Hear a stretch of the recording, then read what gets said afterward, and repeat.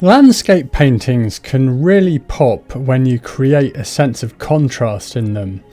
In this video, I'm going to show you how you can create a sense of light and depth and impact in your paintings that are going to grab your viewer's attention, and I'm going to demonstrate it with this autumn scene that I'm painting here, inspired by some photos that I took in Arrowtown in southern New Zealand. Now, first of all, I'll just go over some of the materials I'm using to paint this artwork. So I'm painting on an 11" by 14" linen canvas panel. It's made by Seascape, and if you want to get some, I've put a link in the description box below. And I'm using oil paints here, so sketching out the composition with burnt sienna. And the brand of paint I'm using is Blue Ridge oils, and again, if you want to get some, I've put a link in the description box below. So the first thing I'm doing is just sketching out my composition, and as I said, I'm using burnt sienna. I'm also using a pale drying gel medium which helps to improve the flow of the paint. So now that the composition is sketched out, how can we initially create depth in the painting that's going to make it easier for us to paint the areas in light, so the trees really stand out in the painting, but also so that we make our lives easier when we're starting our painting? Well, this is all related to tonal values, which are the lights and darks in the scene. So I always find easiest with paintings to start by painting the dark values first. And there's some general rules here. So we'll find our darkest darks and our lightest lights in the foreground, and then as landforms recede, the darks aren't as dark and the lights aren't as light. So I'm painting the darkest darks that are in the bank of the river, and in general including all of my shadows. Now you'll see that the tree shadows that I'm painting here are relatively light in value. They're more on the lighter side of halftones. But why have I painted these as well? Well, these are the shadow areas of the trees, so I'm including this in my darks. So this is what I'm doing to begin with in the painting. I'm finding where all my dark tones are, even the dark tones that are more on the lighter side. So I'm painting the hills in the background.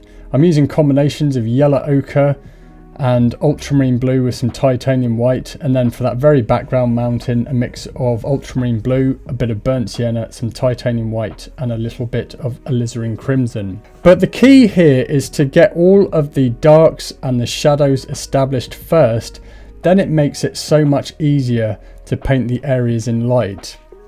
Now, what if you're struggling with painting too much detail?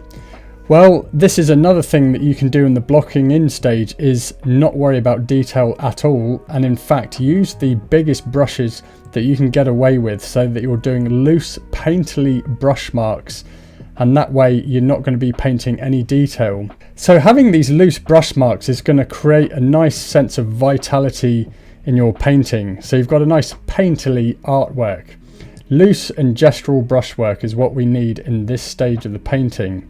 Then once it's dry, then you can start adding in details, but your painting will be so much more vibrant and have so much more vitality in it if you start off loose in this way.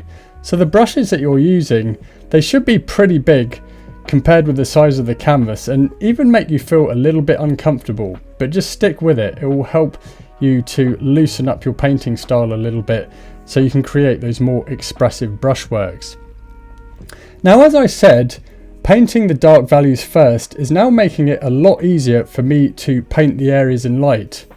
So how can we create that contrast in our paintings so that the elements that we want to be visibly noticeable stand out? So in this case, the trees. How do we make these trees stand out? Well, this is all related again to tonal values, the lights and darks. You see, the trees here are actually relatively light in value, at least the trees that have turned yellow, because yellow is a light value colour. So when it's juxtaposed against something dark, i.e. the dark hills and mountains in the background, then the trees here that are in the foreground are going to really stand out in the painting, and we can really capitalize on this as well when we come to add our highlights to the trees. Now, I'll be saving the lightest lights until the end of the painting. For now, I'm going to be slowly building up my lighter tones and saving my lightest lights until last. But when we're blocking in a painting, we need to keep the whole painting tonally darker, so we don't want to go too light just yet. And what's the reason for this? Well, if we go too light, then it means later on when we work through the painting, we're starting to add details.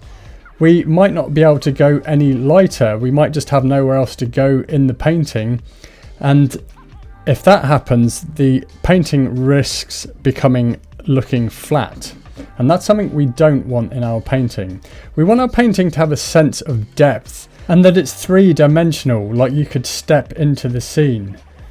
We want those distant hills and mountains to look like they're in the distance. So again, this is all related to tonal values, the lights and darks. And I think this is actually more important than colour mixing. But one of the other things we're doing in this painting as well is creating that sense of contrast and juxtaposing light elements against the darks. So, as I said before, the lighter values of the yellow trees here juxtapose against the darker mountains in the background. That's really going to make them stand out. Now at this point in the painting I was still blocking it in, and another thing that's creating interest in the whole scene is the fact that the sky is even lighter than the trees, but most definitely the mountains and hills in the background and midground. So again, we're providing more contrast in the scene, which is helping to convey a sense of light and atmosphere.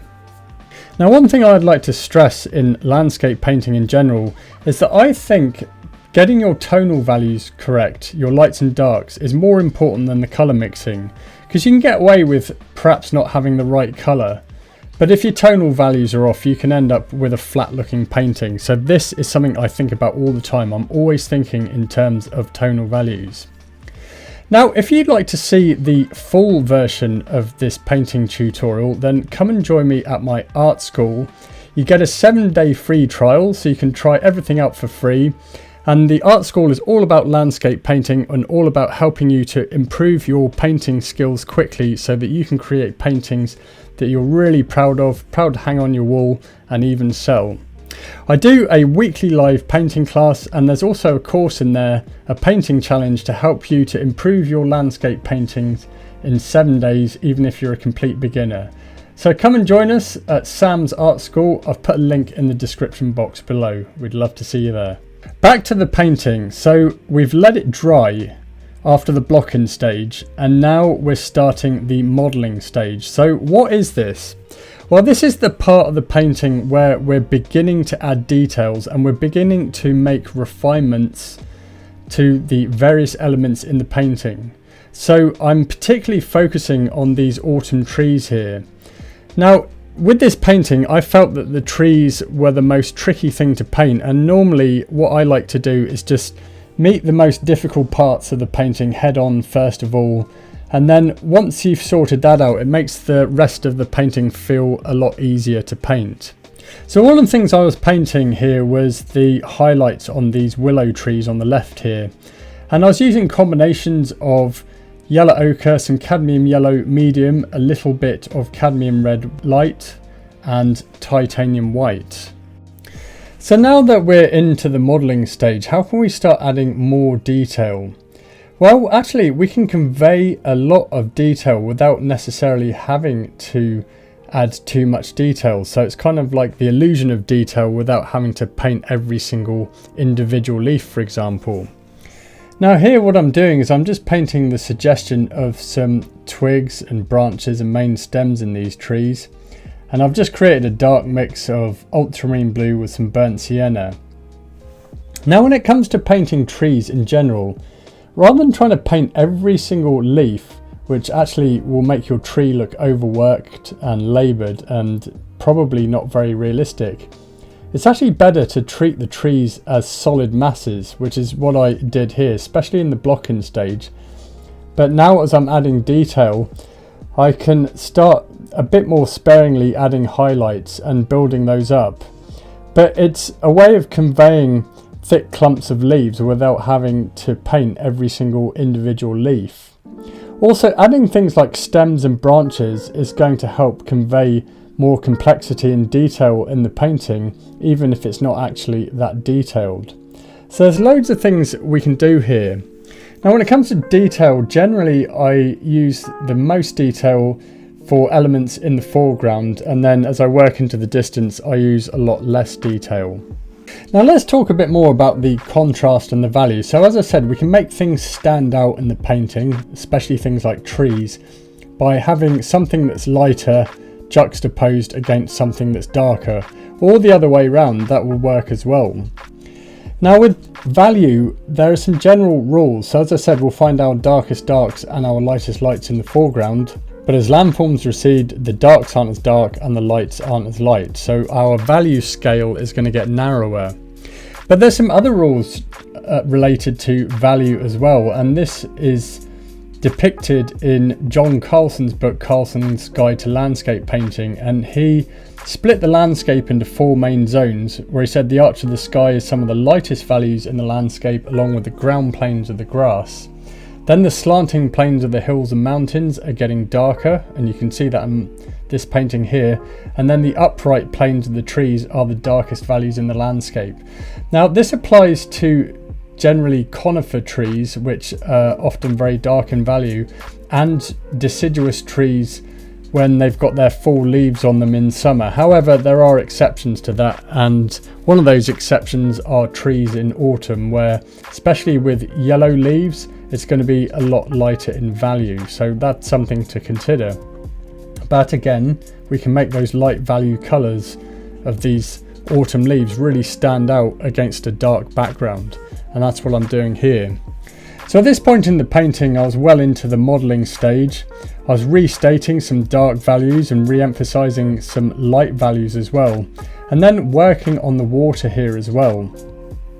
So one of the things I wanted to do here with the water was to really convey the bright light in it and add some shimmering, sparkling water to it as well. And again, this is all to do with juxtaposing light against dark. So I've got some really light values here in the water, and it's juxtaposed against the dark values of the shadows that are being reflected in the water.